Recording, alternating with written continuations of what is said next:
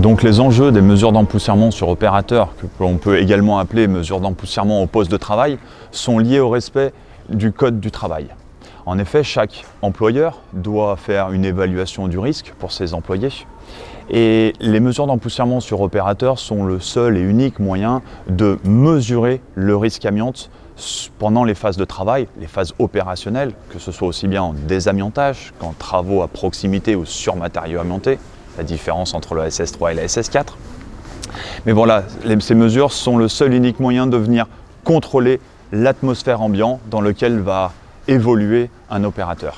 Ces mesures doivent être au préalable accompagnées d'une stratégie d'échantillonnage. Cette stratégie d'échantillonnage est un document, une étude documentaire basée sur les plans de retrait amiante fournis par l'entreprise de désamiantage ou les modes opératoires lorsqu'il s'agit d'intervention sous section 4.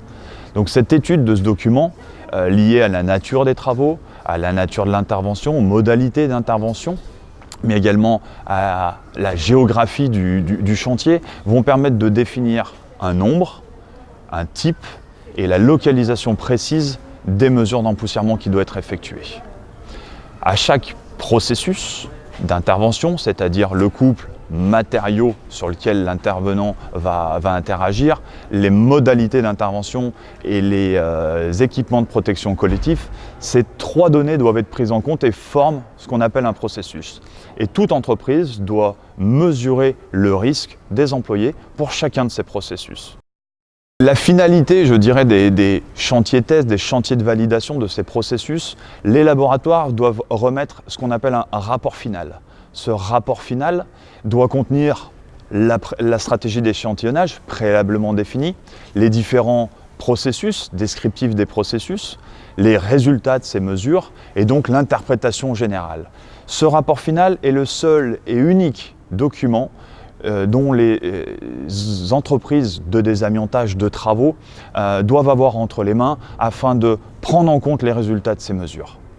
Et bien sûr, l'ensemble de ces mesures doivent être effectuées sous accréditation COFRAC, Comité français d'accréditation, qui vient valider les différentes étapes de ces chantiers tests ou des chantiers de validation. AC Environnement aujourd'hui est en mesure d'accompagner les entreprises de travaux de désamiantage ou les entreprises intervenant en sous-section 4 dans un accompagnement technique, juridique, pour la réalisation de ces mesures, de ces chantiers tests, de ces chantiers de validation, quand on parle de sous-section 3, et également au niveau de toutes les entreprises intervenant en sous-section 4, AC Environnement a la capacité d'accompagner dans la formation, mais également dans la rédaction des modes opératoires et bien entendu dans l'établissement de ces chantiers tests, toute entreprise voulant intervenir, voulant gérer correctement, réglementairement parlant, correctement la problématique amiante.